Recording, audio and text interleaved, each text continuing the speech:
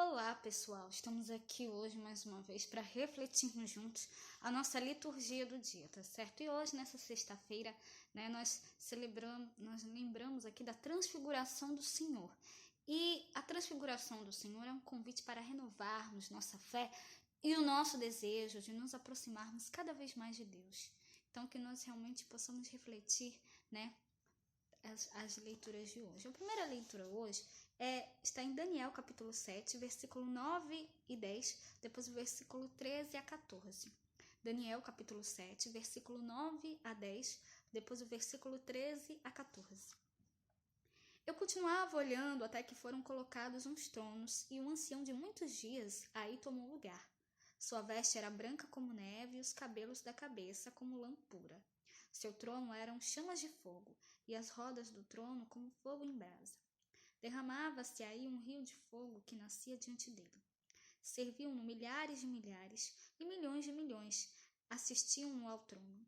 Foi instalado o tribunal e os livros foram abertos. Continuei insistindo na visão noturna, e eis que entre as nuvens do céu vinha um como um filho de homem, aproximando-se do ancião de muitos dias, e foi conduzido à sua presença. Foram-lhe dados poder, glória e realeza, e todos os povos, nações e línguas o serviam. Seu poder é um poder eterno, que não lhe será tirado, e seu reino, um reino que não se dissolverá. Então, essa primeira leitura, mostra pra gente,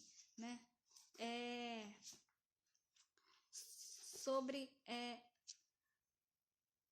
a lei, Moisés e os profetas, eles dão um testemunho, A tenda e a nuvem, podem nos indicar simbolicamente, os antigos sinais da presença de Deus. Então, no deserto, Deus esteve entre seu povo, na tenda e na nuvem.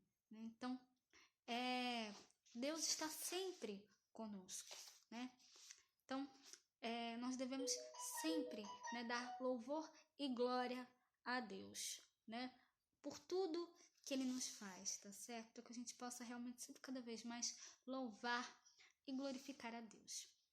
E agora, falando do Evangelho, hoje ele está em Marcos, capítulo 9, versículo 2 a 10. Marcos, capítulo 9, versículo 2 a 10.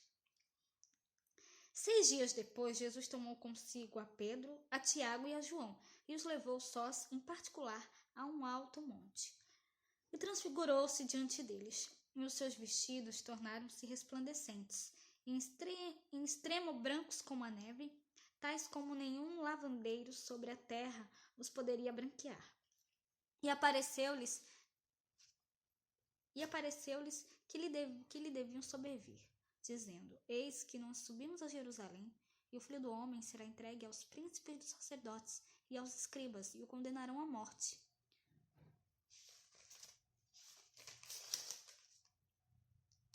E apareceu-lhes Elias com Moisés, e falavam com Jesus e Pedro, e tomando a palavra, disse a Jesus: Mestre, bem é que estejamos aqui, e façamos 3 cabanas, uma para ti, outra para Moisés e outra para Elias. Pois não sabia o que dizia, porque estavam assombrados. E desceu uma nuvem que os cobriu com a sua sombra, e saiu da nuvem uma voz que dizia: Este é o meu filho amado, a ele ouvi. E tendo olhado em roda, ninguém mais viram, senão só Jesus com eles. E descendo eles do monte, ordenou-lhes que a ninguém contassem o que tinham visto, até que o Filho do Homem ressuscitasse dos mortos. E eles retiveram o caso entre si, perguntando uns aos outros que seria aquilo ressuscitar dos mortos. Então, essa leitura do Evangelho hoje de São Marcos, nos conta que o evento da transfiguração ocorreu 6 dias depois.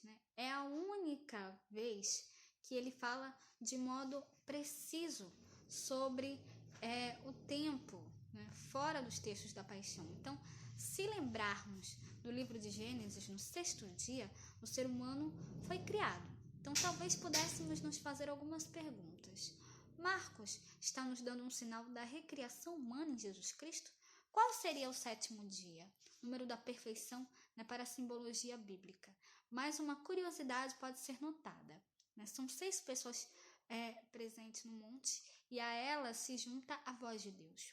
Os discípulos são aqueles mesmos que vamos encontrar no Getsemane, lugar de angústia e da oração, né?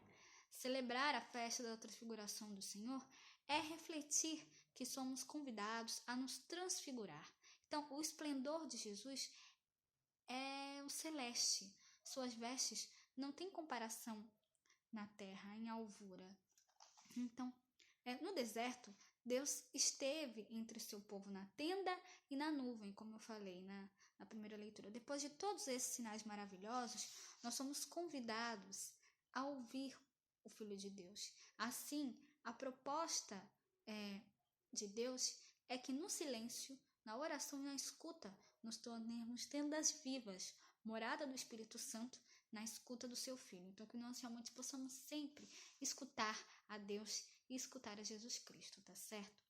Então, era isso que eu tinha para falar para vocês hoje. Muito obrigada a todos por curtirem, por comentarem. Aqueles que só assistem mesmo, também agradeço. Espero que vocês tenham gostado dessa reflexão de hoje. Espero encontrá-los todos aqui amanhã, sábado, se Deus quiser, para continuarmos refletindo cada vez mais as letras da Sagrada Escritura. Então, muito obrigada a todos e até a próxima, se Deus quiser.